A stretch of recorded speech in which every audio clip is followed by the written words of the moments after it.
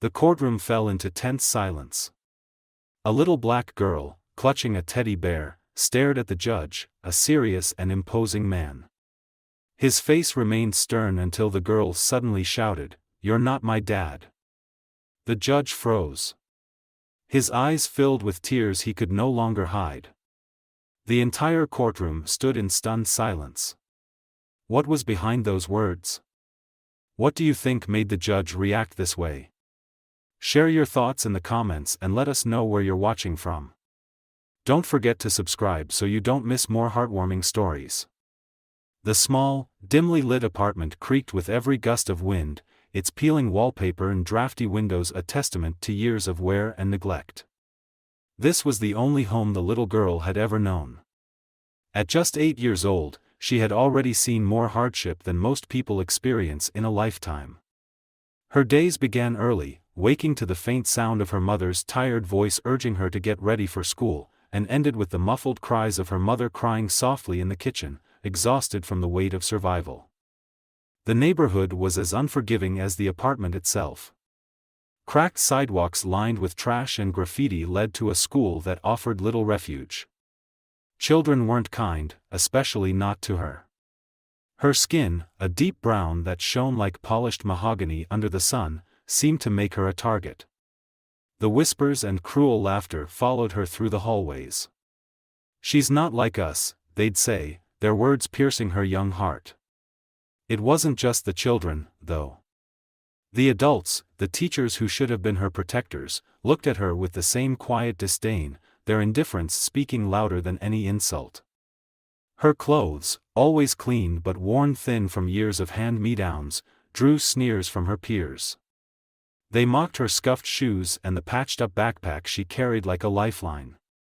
But she never let them see her cry. Instead, she clutched her battered teddy bear, a gift from her mother on her 5th birthday, as though it could shield her from the world's cruelty. Home wasn't much better. Her mother, a single parent working multiple jobs, did her best to provide, but the relentless grind of low-paying work left her drained and irritable. They rarely saw each other for more than a few minutes at a time, and when they did, the air between them was heavy with unspoken worries. Bills piled up on the counter, each envelope a reminder of how precarious their existence was. The fridge was often empty, save for a half carton of milk and a loaf of bread. Still, her mother tried to smile, to reassure her that things would get better. But even at her young age, the girl knew better than to believe it. The outside world wasn't kinder. The glances from strangers on the street weren't just dismissive, they were hostile. Clerks followed her through stores as though expecting her to steal. Neighbors avoided her family, muttering under their breath about "those people." The girl learned early to keep her head down, to speak only when spoken to, and to never draw attention to herself. Despite everything, she carried an unyielding spark of hope. In the quiet moments before sleep, she would clutch her teddy bear and dream of a life beyond the walls of her small apartment, beyond the confines of her neighborhood. In her dreams, she was free, free from judgment, free from pain, and free to simply be a child. She dreamed of a world where people looked at her with kindness instead of suspicion, where she didn't have to work so hard just to feel like she mattered. But reality was unkind. And as she grew, the scars of her experiences etched themselves deeply into her heart, shaping a quiet resilience within her. She didn't know it then, but that resilience would one day be tested in a way she could never have imagined. The world had shown her its darkest side, but it hadn't yet seen the strength she carried within. The night was unusually quiet, the kind of stillness that feels like a warning. The little girl sat on the worn-out couch in their small apartment, clutching her teddy bear as her mother paced back and forth near the window. The air was heavy, not with the usual exhaustion that filled their home, but with something darker, something unspoken. Her mother's face, typically soft despite the lines of worry, was tense and hard. She glanced at the clock on the wall, its steady ticking the only sound breaking the silence. Her mother knelt in front of her, taking her small hands in her own. "I'll be back soon, baby," she said, her voice steady but her eyes betraying a storm of emotion. "You be good, all right? Stay inside. Lock the door after I leave." The girl nodded, her chest tightening with unease. She didn't ask where her mother was going. She had learned long ago that sometimes it was better not to ask. The door clicked shut, and the girl sat in the darkened room, the glow of a street lamp filtering through the thin curtains. Hours passed, each one stretching endlessly. The shadows in the room seemed to grow longer, and the sounds from the street outside, distant sirens, a barking dog, the occasional laughter of strangers, felt alien and cold. She waited, her small body curled up on the couch, her teddy bear hugged tightly against her chest. But her mother didn't come back. As dawn broke, the sunlight revealed the emptiness of the apartment in stark clarity. The girl's stomach growled, but she ignored it, her eyes glued to the door as if sheer willpower could make her mother walk through it. The hours ticked by, and with them came the creeping realization that something was terribly wrong. She finally got up and unlocked the door, peering into the hallway. It was empty, save for the faint echoes of footsteps far away. Days turned into weeks, and the girl's world unraveled. A social worker arrived one morning, a kind-faced woman who spoke in soft tones and crouched to meet the girl's eyes. "Your mommy's not coming back," she said gently, her words like a sharp knife that cut through the fragile thread of hope the girl had been clinging to.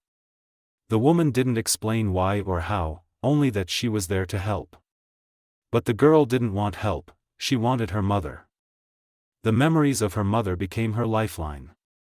She replayed them in her mind like a favorite storybook, clutching onto the sound of her mother's laughter, the feel of her arms wrapped around her, the scent of her perfume, faint but comforting. She remembered how her mother would hum while cooking, even when there was barely enough food to fill the pot, and how she'd sit beside her at night, telling her stories about a brighter future. But as the days went on, those memories began to blur. The details faded, replaced by the harsh reality of her new life. She was moved to a foster home, then another, and another. Each one stripped away a piece of her childhood, replacing it with rules and expectations, but never the warmth she craved. Her mother's absence became a hollow ache that no one could fill, a constant reminder that she was alone in a world that seemed determined to forget her. The teddy bear became her anchor.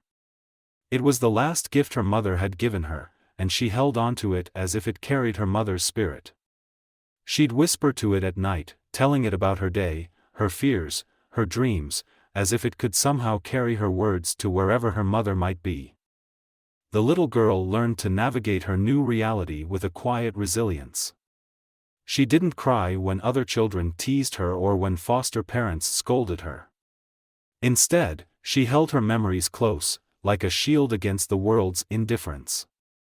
But no matter how much time passed, she never stopped wondering what had happened that night, why her mother had left, and why she hadn't come back. The unanswered questions hung over her like a shadow, shaping the girl she was becoming, a child who had been forced to grow up too soon, but who still carried the faintest flicker of hope that one day, she'd find the answers she was searching for.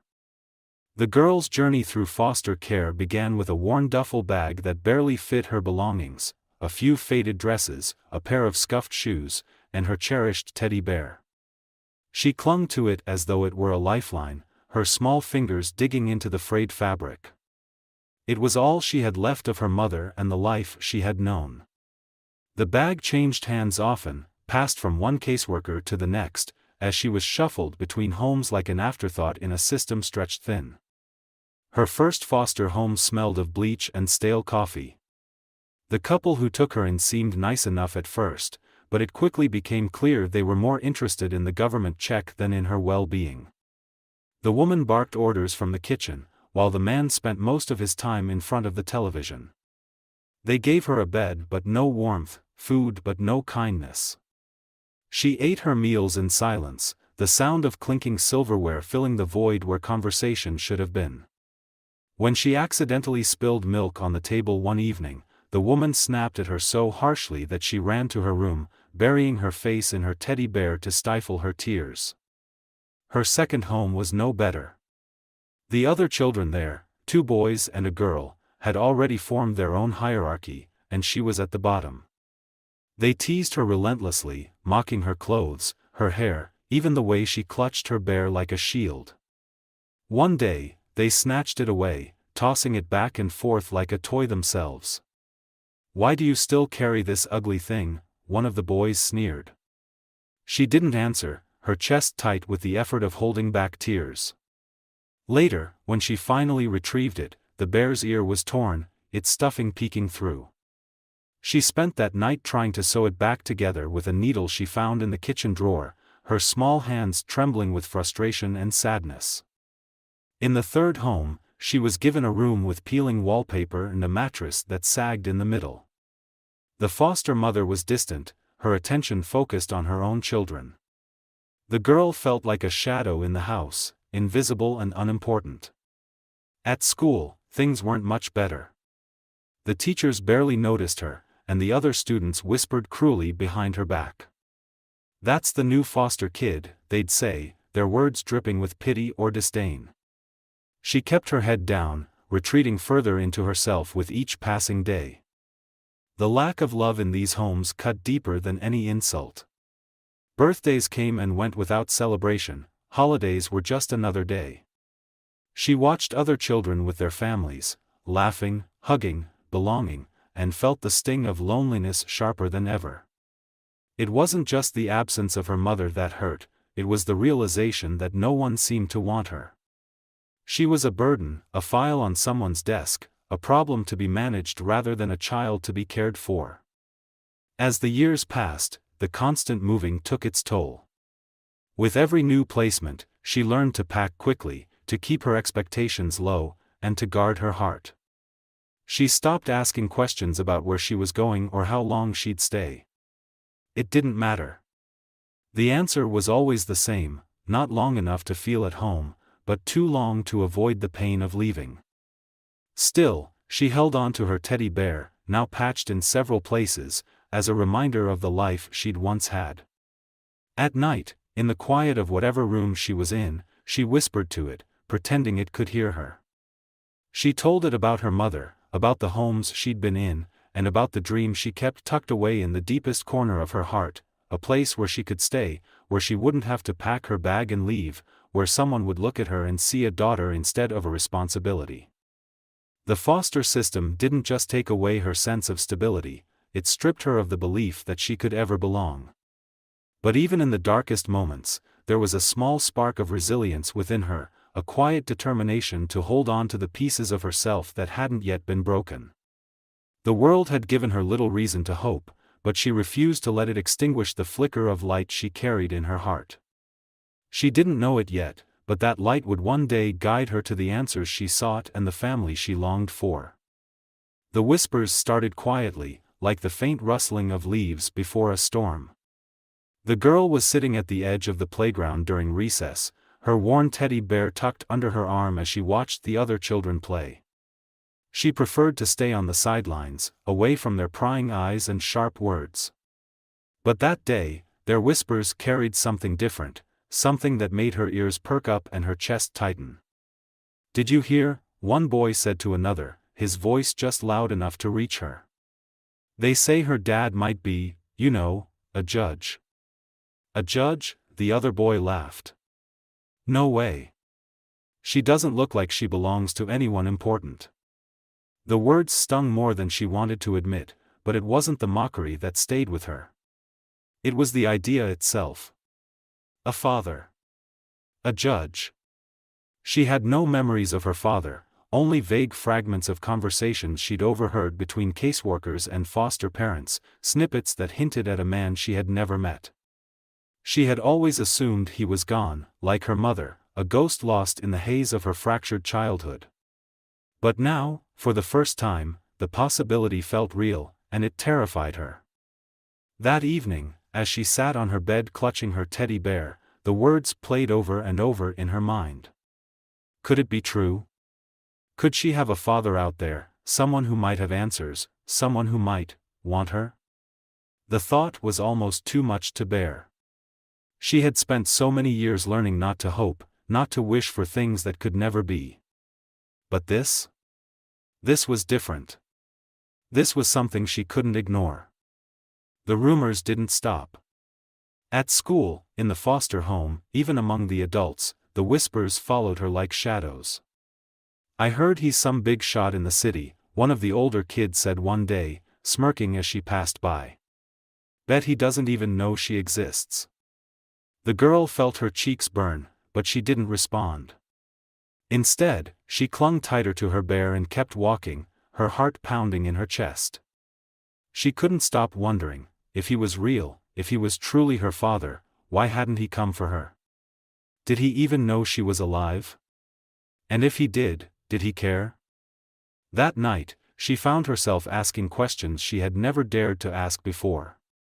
Sitting in the corner of her room, she whispered to her teddy bear as though it could give her the answers. "Do you think he knows about me?" she asked softly. "Do you think he's looking for me?" Her voice cracked, and she buried her face in the bear's worn fur, tears soaking into its fabric. The hope that had started to flicker inside her felt dangerous, like a candle in a storm. But she couldn't extinguish it, no matter how much she tried. Over the next few weeks, the whispers began to take shape. A caseworker mentioned something about tracking down her family history. A foster parent let slip that there had been inquiries, formal letters, sealed envelopes, the kind of official business that always made her stomach churn. And then, one afternoon, as she sat in the office of yet another social worker, the truth finally began to surface. The woman across the desk adjusted her glasses and cleared her throat, avoiding the girl's eyes as she shuffled through a stack of papers. "There's been some developments," she said, her voice measured and professional. "We've identified a potential relative. Your father, to be specific." The girl froze, her breath catching in her throat. The room seemed to tilt, the words hanging in the air like a weight pressing down on her. She gripped the edge of the chair, her knuckles turning white. "My father?" she whispered, barely able to speak the words. "Yes," the social worker replied, finally meeting her gaze. He's a judge. A respected one. And he's been contacted about your situation." The girl's heart pounded in her chest, a mixture of fear and longing washing over her in waves. A judge. A father. A man who might hold the answers to all the questions she had buried deep inside. But what if he didn't want her? What if he saw her as nothing more than a burden, a mistake from a past he wanted to forget? The idea of meeting him was both thrilling and terrifying. For so long, she had convinced herself that she didn't need anyone, that she could survive on her own. But now, the thought of a father, a real, living person who might claim her as his own, was like a crack of light breaking through the darkness of her world. It was a hope she couldn't ignore, even if it scared her to death. That night, as she lay in bed staring at the ceiling, the girl made a quiet promise to herself. No matter what happened, no matter who this man turned out to be, she would face him. She would find out the truth. And maybe, just maybe, she would finally discover where she belonged. The courtroom loomed larger than life, its high ceilings and polished wooden benches echoing an air of authority that made the girl feel impossibly small. She clutched her patched-up teddy bear tightly, the soft fabric worn smooth from years of being her only source of comfort. The social worker walked beside her, offering a reassuring smile that did little to calm the storm of emotions brewing inside her. Today, she would meet the man who might be her father, a man she had only heard about in whispers and rumors. As they entered the courtroom, the girl's wide eyes darted around the room, taking in the stern faces of people dressed in sharp suits, the formal arrangement of tables and chairs, and the towering bench where the judge sat. Her breath caught as her gaze landed on him. There he was. The judge was a tall, imposing man with deep brown skin, sharp features, and a presence that seemed to fill the entire room. His black robe was immaculate, the crisp white collar beneath it adding to his air of authority.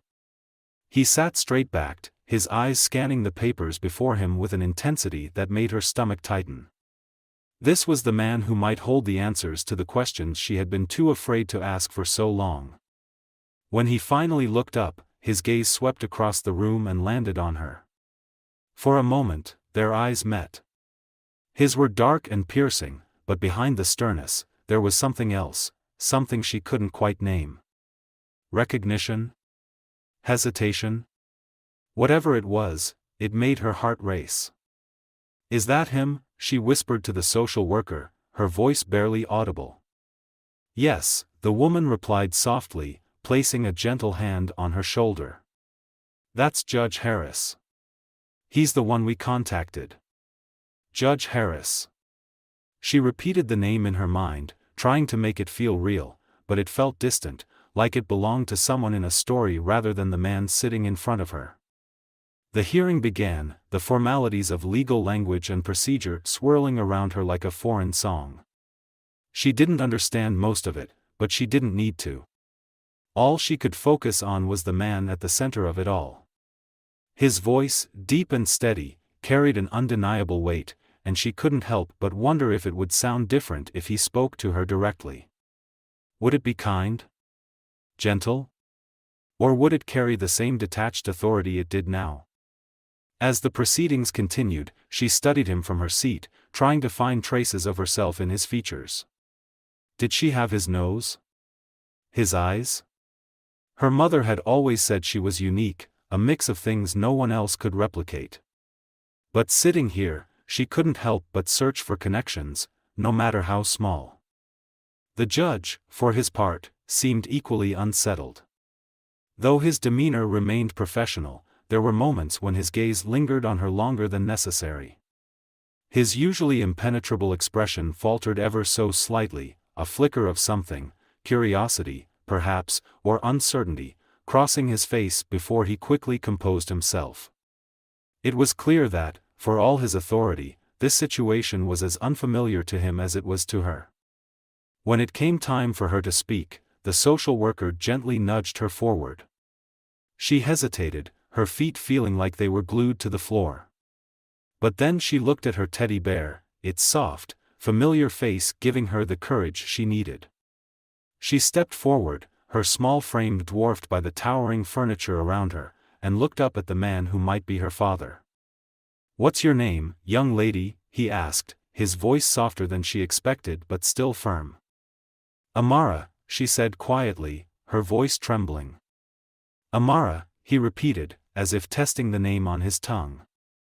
There was a pause, heavy and pregnant with unspoken words. "I understand this isn't easy for you." She nodded, clutching her bear tighter. Are you really my dad?" she blurted out, the words escaping her lips before she could stop them. The question hung in the air, silencing the room. The judge's face froze, his eyes locking onto hers with an intensity that made her knees weak. He didn't answer right away, his hands gripping the edges of the bench as if to steady himself. "I don't know," he admitted finally, his voice tinged with an emotion she couldn't quite place. "But we're here to find out." The words didn't offer the clarity she had hoped for, but there was something in the way he said them that made her chest ache. It wasn't just his answer, it was the way he looked at her, like she was more than just a name in a file, more than just a problem to be solved. As the hearing adjourned for the day, she left the courtroom with more questions than answers. But for the first time, she felt a glimmer of something she hadn't allowed herself to feel in years: hope. The courtroom was packed with people, their murmurs filling the air like an unsettling hum. Amara sat on the bench near the witness stand, her small frame hunched over as she clutched her worn teddy bear. Her fingers nervously traced the seams of the bear, her only source of comfort in a room that seemed to reject her very presence. She could feel their eyes on her, sharp, judging, cold. The whispers were faint but unmistakable, words laced with prejudice and disdain. "She doesn't even look like she belongs here," a woman muttered to her companion, her voice low but deliberately audible. "Her kind always has some sob story," someone else chimed in. Amara's chest tightened, the weight of their assumptions pressing down on her like an invisible burden. She didn't have to look up to know their gazes were fixed on her dark skin, her simple dress, and the tattered bear she held so tightly. Everything about her screamed other, in a room filled with people who looked at her as though she didn't belong. Even the professionals in the room weren't immune. The attorneys exchanged glances, their expressions thinly veiled masks of skepticism. One of them leaned over to the other and whispered, "I don't understand why we're wasting time. She's probably lying." The judge's voice broke through the chatter, calling the room to order.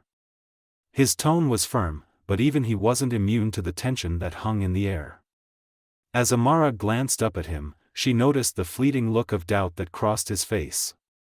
It wasn't overt, just a momentary hesitation, but it was enough to send a pang of sadness through her chest.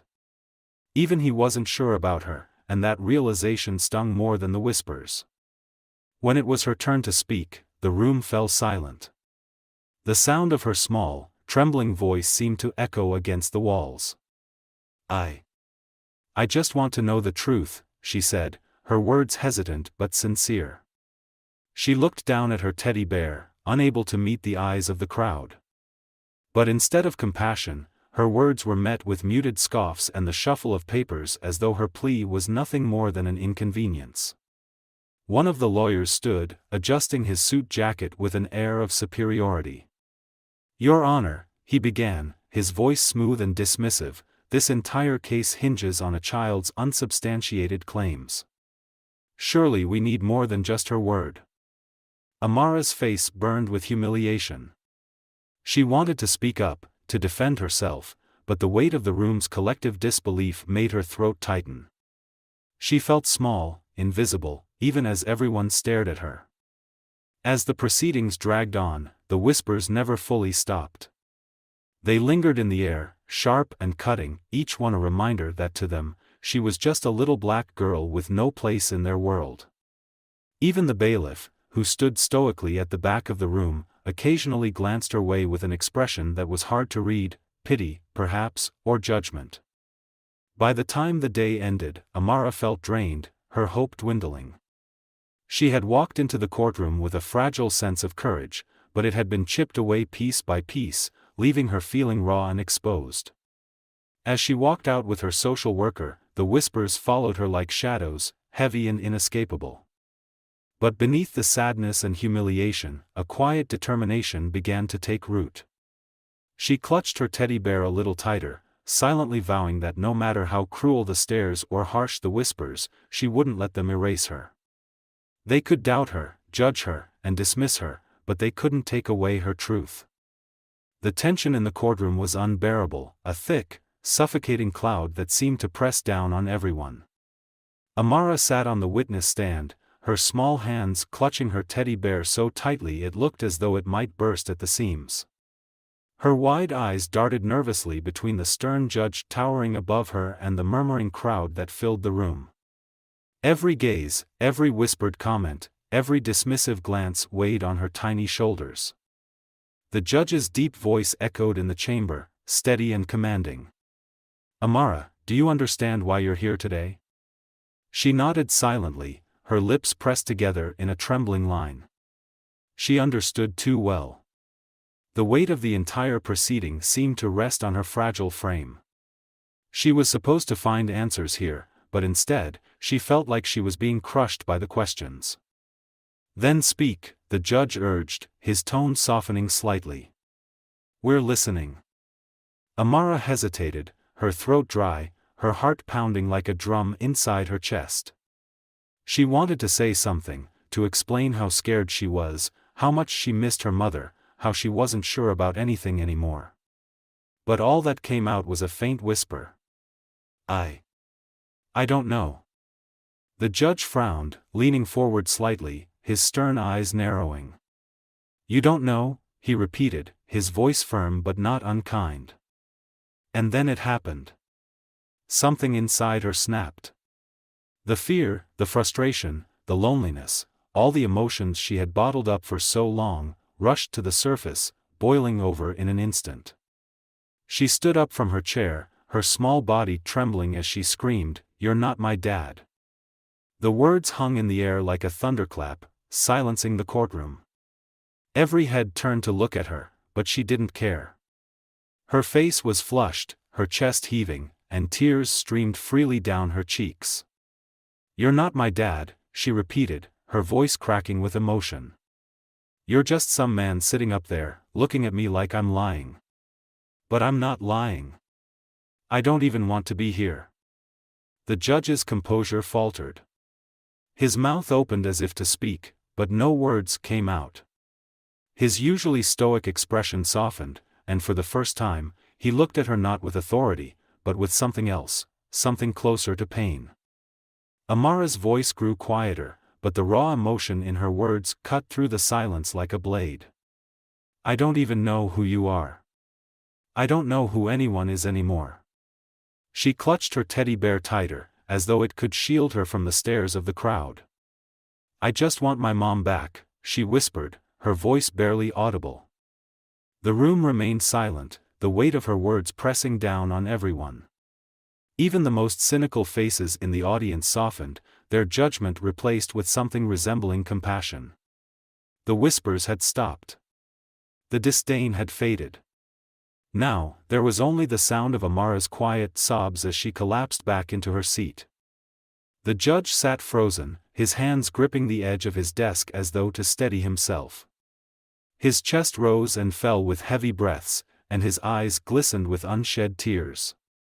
For a man who had spent his career upholding the law, maintaining control, and never letting emotions cloud his judgment, this moment was unlike any he had ever faced. He glanced down at the papers in front of him, the evidence, the facts, the cold, impersonal details of a case that had suddenly become painfully personal. He looked back at Amara, at her tear-streaked face and trembling hands, and something shifted within him. She wasn't just a case file or a witness. She was a child, a scared, hurting child who had been thrust into a world of confusion and uncertainty. For a moment, the courtroom wasn't a place of judgment or procedure. It was a room filled with human beings, all silently grappling with the truth that had been laid bare by a child's anguished cry. The judge took a deep breath, his voice softer than it had been all day. "Amara," he said, his tone breaking slightly. I'm sorry." The words shocked everyone, including Amara.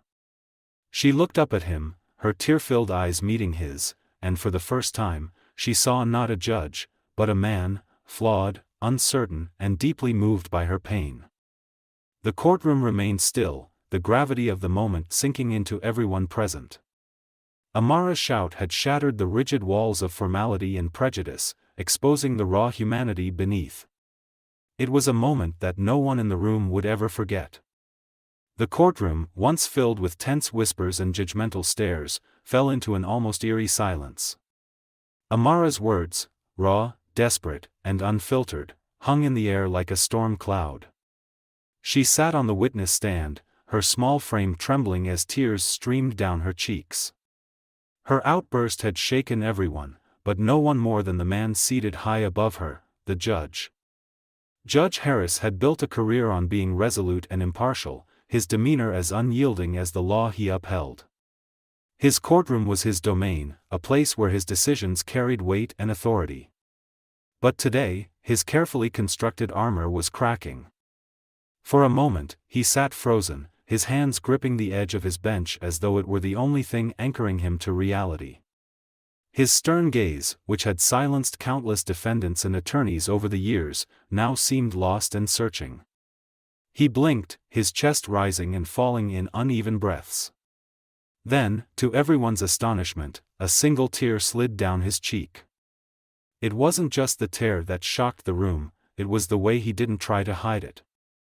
The usually composed judge, known for his cool detachment, made no attempt to wipe it away. His face, so often a mask of authority, now betrayed an emotion he had spent years suppressing: vulnerability. The courtroom collectively held its breath. The attorneys exchanged bewildered glances. Even the bailiff, who had worked alongside Judge Harris for over a decade, looked stunned. No one had ever seen him falter like this. Amara, still clutching her teddy bear, noticed the change in his demeanor. Her own tears slowed as she stared at him, confusion and curiosity mingling in her wide, tearful eyes. Why was he crying? She had expected anger, maybe frustration, but not this. The judge leaned back in his chair, his hands trembling as they rested on the desk before him. His voice, usually steady and commanding, came out quieter, almost unrecognizable. I didn't expect this, he said, his words shaky and unguarded. He looked at Amara, and for the first time, his eyes weren't those of a judge, they were the eyes of a man grappling with something far deeper than the case before him. He reached for the glass of water on his desk but stopped midway, his hand hovering as though he had forgotten what he was doing.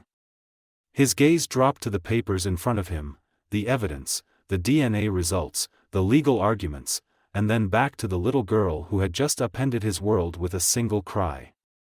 "You're not my dad." Her words echoed in his mind, not as an accusation, but as a revelation. He swallowed hard, his throat tight.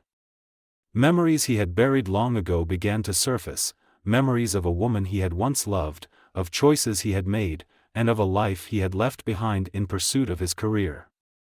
The silence in the room was broken by the faintest quiver in his voice. "Amara," he said, his tone laced with an emotion no one had ever heard from him before. I don't know if I'm your father. But if I am, then I've failed you. And for that, I am so sorry." His words hit the room like a tidal wave. Gasps rippled through the audience, and even the attorneys, seasoned professionals accustomed to courtroom drama, seemed at a loss. Amara stared at him, her tears forgotten for a moment as she tried to process what he had just said. The judge looked down, his hands gripping the edge of the bench so tightly that his knuckles turned white. He wasn't just apologizing to Amara, he was confronting years of denial, of avoiding the possibility that his past choices had consequences far beyond what he had imagined. The weight of his vulnerability was palpable. It wasn't just a moment of personal reckoning, it was a crack in the foundation of a man who had spent his life projecting strength and authority. And yet, in that moment, his vulnerability felt more powerful than any ruling he had ever delivered. Amara's voice broke the silence. "I don't want you to be sorry," she said softly, her words trembling but resolute. "I just want to know the truth." Her words seemed to ground him. He nodded, his expression a mixture of determination and regret. "You deserve the truth," he said, his voice steadier now. "And I'll make sure you get it." The courtroom began to shift, the atmosphere changing from one of judgment and tension to something softer, more human. For the first time, the people in the room saw the judge not as an untouchable authority figure, but as a man grappling with his humanity. As the session adjourned for the day, Judge Harris remained seated, his head bowed as the room emptied. Amara lingered near the door, watching him with a mixture of fear and hope. For all her uncertainty, one thing was clear, the man she had shouted at was no longer just a judge. He was someone who, like her, was searching for answers. The courtroom was unusually quiet the next morning, the usual murmur of voices replaced by a heavy, expectant silence. Everyone knew that today would bring answers, but no one knew how it would change the lives of those involved. Amara sat in her chair, her fingers tracing the seams of her teddy bear. The bear had been her companion through every foster home, every sleepless night, and every unanswered question. Today, she hoped it would be there for her when she finally learned the truth. Judge Harris entered the room, his black robe billowing slightly as he took his seat. He looked tired, the weight of the previous day etched into the lines on his face. He didn't immediately speak, his gaze lingering on Amara for a moment longer than usual before he cleared his throat. "We've received the final results," he said, his voice steady but tinged with an emotion that wasn't there before. He held a white envelope in his hands, the seal unbroken. It was as if the entire room held its breath, waiting for what was inside. The envelope trembled slightly as he opened it, and for the first time, Judge Harris hesitated. He stared at the paper, his eyes scanning the words over and over as if trying to make sense of them. The silence stretched on, every second feeling like an eternity. Then he set the paper down and looked directly at Amara. "Amara," he began, his voice softer than anyone had ever heard it. "The results confirm. I am your father." Gasps rippled through the courtroom. Amara's heart stopped for a moment, her breath catching in her throat. She had imagined this moment so many times, but nothing could have prepared her for hearing those words. She looked at him, her eyes wide, searching his face for some sign of familiarity, of belonging. The judge continued, his voice breaking slightly. "I didn't know. I didn't know about you, or your mother. Naomi never told me." The mention of her mother's name hit Amara like a wave, bringing back memories of her gentle smile and soft lullabies. She clutched her bear tighter, tears welling up in her eyes. "You knew my mom?" she asked, her voice barely above a whisper. Judge Harris nodded, his expression filled with both sorrow and longing. We were together many years ago. I cared for her deeply, but life pulled us in different directions. I never knew she had a child. If I had," his voice trailed off, and he shook his head, his emotions threatening to overwhelm him. The courtroom remained silent, the weight of the revelation settling over everyone. Amara's mind raced, trying to piece together the fragments of her past with this new information. She had always wondered about her father, what kind of man he was, if he thought about her. And now here he was, sitting just a few feet away, his own tears reflecting the pain of lost years. "I don't understand," Amara said, her voice trembling. "Why didn't she tell you?" Judge Harris looked down at his hands, his fingers interlaced tightly. "Your mother, she was strong, independent. She probably thought she was protecting both of us by keeping it a secret. I was building my career, trying to establish myself as a judge. Maybe she thought I wouldn't have time for a family, or that it would complicate things." The word stung, but Amara could sense the regret in his voice. It wasn't an excuse, it was an explanation, one that only deepened the complexity of their story. "I've missed so much," he admitted, his voice barely audible. "Your first steps, your first words, everything. I can't change the past, but I want to be here for you now, if you'll let me." Amara stared at him, her emotions a whirlwind of confusion, anger, and hope. Could she trust him? Could she let herself believe that he truly wanted to be part of her life? She thought of her mother, of all the sacrifices she had made to protect her, and she wondered if this was what she had wanted all along, for her daughter to find the family she had been denied. Finally, Amara spoke, her voice small but firm. "I just want to know, are you going to leave me, too?" The question pierced the judge's heart. He leaned forward, his hands gripping the edge of the bench as he met her gaze. "No," he said, his voice steady and resolute. "I'm not going anywhere. I'm here, Amara. For as long as you'll have me." Tears streamed down her face as she nodded, clutching her teddy bear tightly. For the first time in what felt like forever, she allowed herself to believe that she wasn't alone. The courtroom remained silent as the judge removed his glasses, wiping at his eyes. It was a moment that transcended law and procedure, a moment of raw humanity that left everyone in the room deeply moved. Amara had found her father, and in doing so, she had uncovered a truth that would change both of their lives forever. As the session concluded, Judge Harris stepped down from his bench and walked over to her. He hesitated for a moment before kneeling to her level. "I know I can't replace what you've lost," he said softly. "But I promise to be here for you, every step of the way." Amara looked into his eyes, searching for any hint of insincerity. She didn't find it. Slowly, she reached out and placed her hand in his. In that moment, the years of pain and separation began to fade, replaced by the fragile beginnings of something new, something hopeful. The sun was just beginning to rise, casting a soft golden light through the windows of Judge Harris's home. For the first time in years, the house felt alive. In the living room, Amara sat cross-legged on the floor, flipping through a scrapbook that Judge Harris had dug out of an old box in the attic. It was filled with photos from his younger days, pictures of him in college, snapshots of his time with friends, and, most importantly, images of her mother. "That's her," he said gently, kneeling beside her.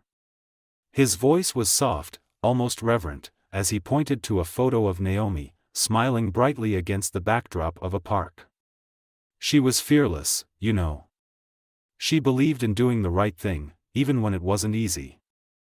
Amara's fingers brushed over the photo, her eyes misting.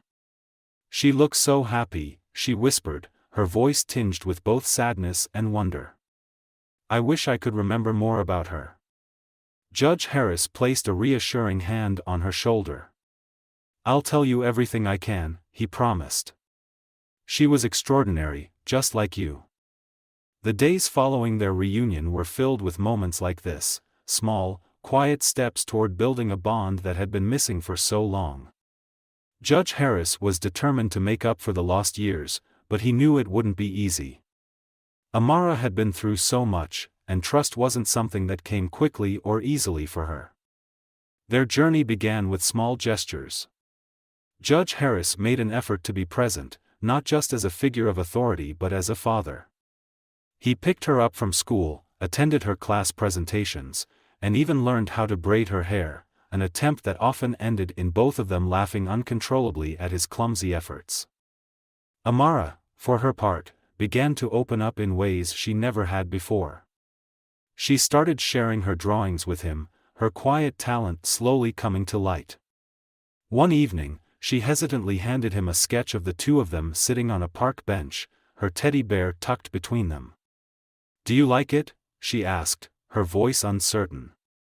Judge Harris looked at the drawing, his throat tightening. "It's beautiful," he said, his voice thick with emotion. "Just like you." There were challenges, of course. Amara struggled with nightmares, the echoes of her past haunting her in the quiet hours of the night.